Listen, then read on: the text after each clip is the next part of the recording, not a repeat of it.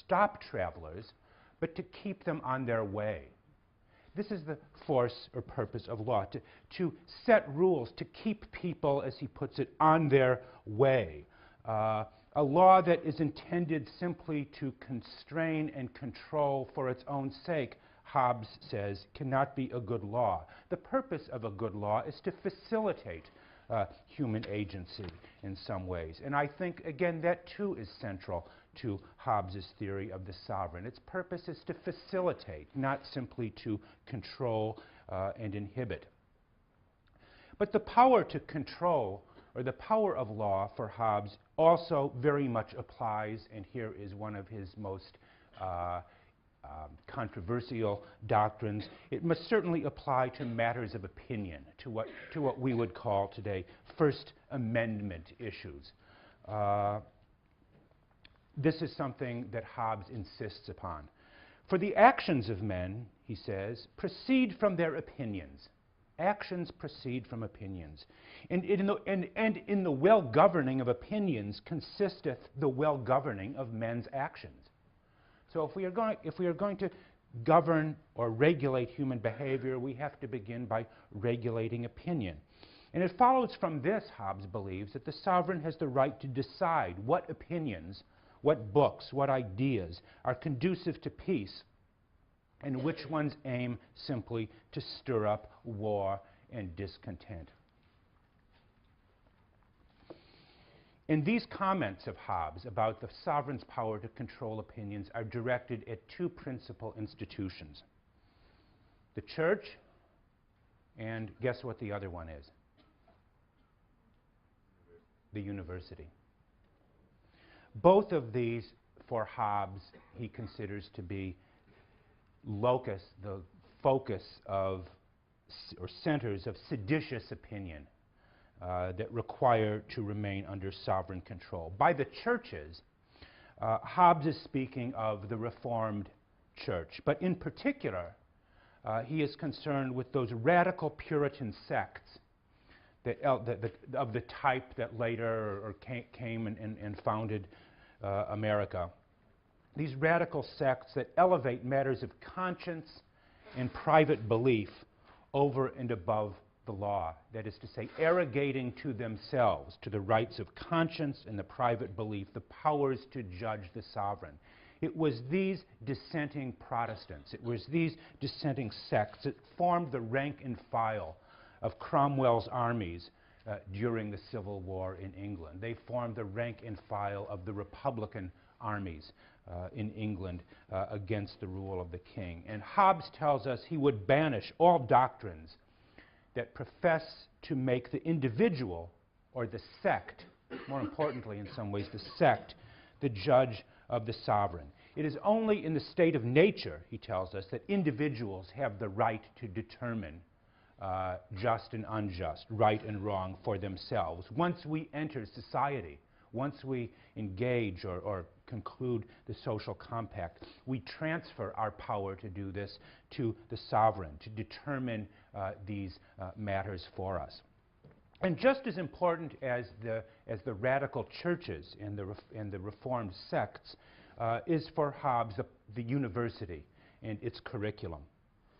In particular, Hobbes faults the universities for teaching what? For teaching the radical doctrines of Aristotelianism in the 17th century.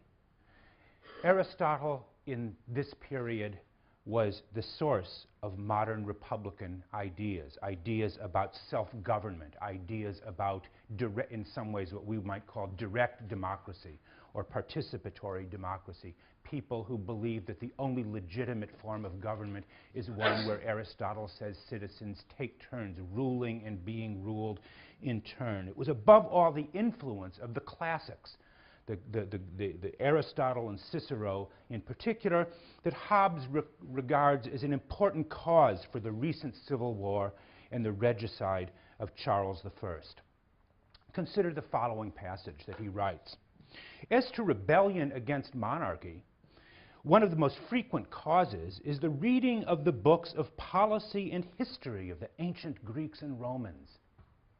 Reading of those books leads people to rebel against monarchy, for which young men, like yourselves, he says, or young women too, for which young men and all others that are unprovided by the antidote of solid reason, who are susceptible, that is, to reading these stories and reading these books, receive a strong and delightful impression of the great exploits of war. From reading of such books, Hobbes continues, men have undertaken to kill their kings, because the Greek and Latin writers in their books and discourses of policy make it lawful and laudable for any man to do so, provided before he do it, he call him a tyrant. That's what you learn, Hobbes believes, from the reading of Aristotle and the Greeks and Romans. Regicide, that the only legitimate form of government is a republic, and that it is lawful, and even is your duty to kill your king. Of course, before doing so, he says, you must call him first a tyrant. It's a wonderful passage.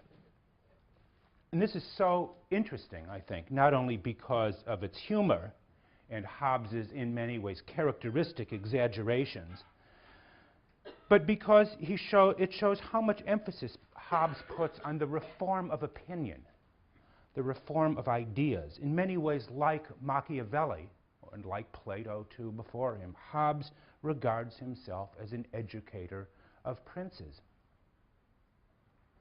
an educator of, and a transformer, a reformer of ideas. There is a kind of internal irony here, I think, because Hobbes sometimes writes, as we've seen, as if human beings are nothing more than complex machines that mechanically obey the laws of attraction and repulsion.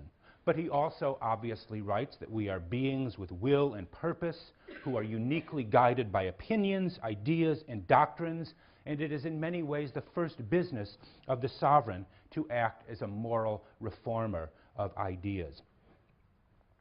Hobbes realizes this is a difficult and uphill task that he has set for himself.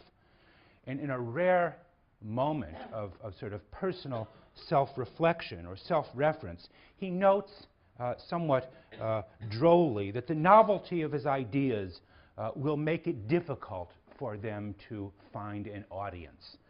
I am at the point of believing, he says, that my labor will be as useless as the commonwealth of Plato, he says in a moment of sort of uncharacteristic despair.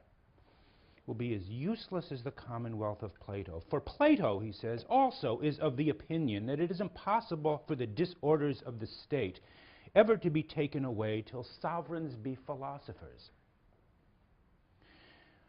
And while in many ways initially despairing of the possibility of finding a sort of friendly reception or audience for his work, Hobbes then goes on a more optimistic note to observe that his book is considerably simpler and easier to read than Plato's.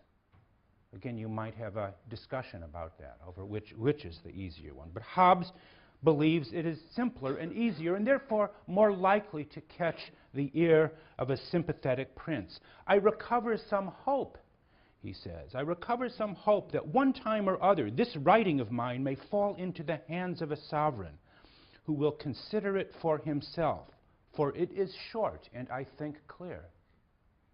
Well, we might question that. He says it's a short book, and I think clear, he writes. Well, it's complex and long, but nevertheless, perhaps hoping that his advertising it in this way will gain the ear of a sovereign, and that without the help, he continues, of any interested or envious interpreter, and by the exercise of entire sovereignty in protecting the public teaching of it, convert this truth of speculation into the utility of practice. The very end of chapter 31. Will convert this truth of speculation into the utility of practice. So Hobbes clearly believes or thinks that this will be a useful book for a sovereign to read, and hoping it will gain the ear of a sympathetic sovereign or potential sovereign. Hobbes may, I think, overestimate, or maybe I really should say underestimate the difficulty of the book. But he returns to this again at the very end of Leviathan. The universities, he says, where he talks again a little bit about the audience for the book. The universities, he says, are the fountains of civil and moral doctrine. The universities are the fountains of civil and moral doctrine and have the obligation to teach the correct doctrine of rights and duties.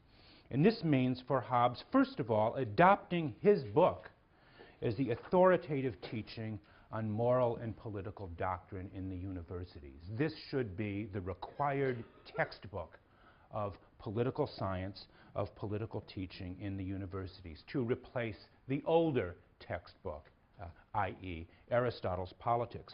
Therefore, he says, I think it may be profitably printed and more profitably taught in the universities. He confidently asserts. The ideal audience for the book, he says, should be the preachers, the gentry, the lawyers, men of affairs, who, drawing such water as they find from the book, can use it, he says, to sprinkle the same, both from the pulpit and from their conversation, upon the people. This is how he sees it, that it should be taught from the pulpit, it should be taught from the universities, and from this conversation will be sprinkled upon the people. Hobbes's hope, like that of all the great political philosophers, was to be a kind of legislator for mankind. This, again, is a book with epic ambition.